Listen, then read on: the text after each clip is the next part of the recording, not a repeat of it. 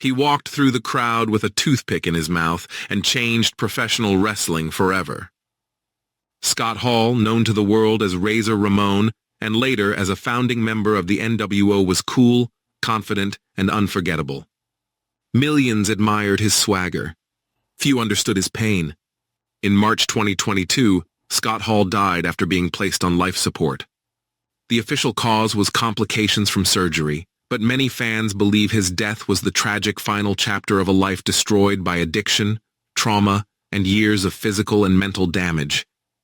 Was Scott Hall's death truly natural, or the result of decades of silent suffering? Scott Oliver Hall was born on October 20, 1958, in St. Mary's County, Maryland. His early life was deeply troubled. Hall later revealed that he experienced severe trauma during childhood, including abuse that left lasting psychological scars. These experiences shaped his personality and fueled inner demons that would follow him throughout his life. Wrestling became both his escape and eventually another source of pain. Scott Hall broke into professional wrestling in the mid-1980s, slowly building his reputation across multiple territories. His career changed forever when he debuted in WWE as Razor Ramon, a slick, street-smart bad guy inspired by pop culture criminals. Razor Ramon wasn't just a gimmick, it was a cultural moment. Hall's charisma, promo skills, and ring psychology made him one of WWE's biggest stars of the 1990s. But behind the scenes, the pressure was immense. As fame grew, so did Scott Hall's dependence on alcohol and drugs. The wrestling lifestyle, constant travel, painkiller access, and party culture accelerated his addiction. Hall struggled to separate the character from the man, often using substances to cope with anxiety, depression, and unresolved trauma. Friends noticed his behavior becoming more erratic, and his reliability began to decline. In 1996, Scott Hall shocked the wrestling world by appearing on WCW television, launching the New World Order alongside Kevin Nash and Hulk Hogan. The NWO revolutionized wrestling and turned Hall into an international megastar. But with unprecedented success came even greater excess. His addiction worsened, leading to missed matches, backstage conflicts, and growing concern from colleagues. Years of wrestling took a brutal toll on Scott Hall's body. He suffered from multiple surgeries, chronic pain, and long-term injuries. Combined with substance abuse, his physical decline accelerated. Mentally, Hall battled depression and feelings of worthlessness. He later admitted that many of his darkest moments happened while millions still saw him as a superstar. Unlike many wrestlers, Scott Hall's struggles played out publicly. He entered rehab multiple times, often relapsing under pressure. While fans criticized him, others sympathized with a man clearly fighting demons larger than any opponent in the ring.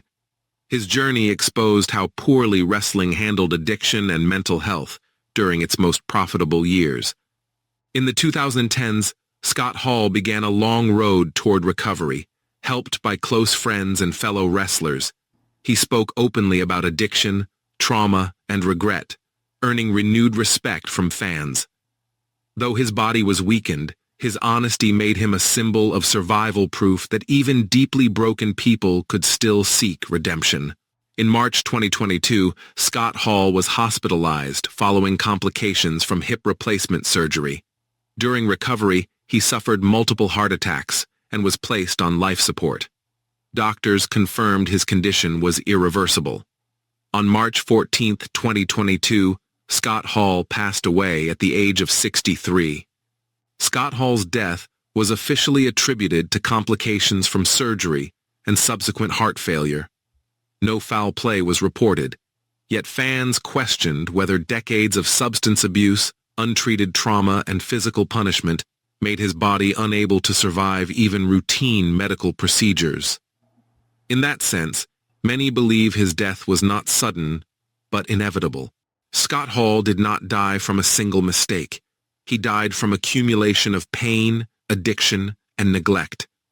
When a performer's body and mind are pushed beyond recovery, where does responsibility lie?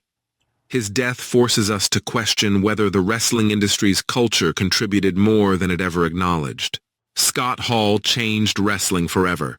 Razor Ramon and the NWO are etched into history.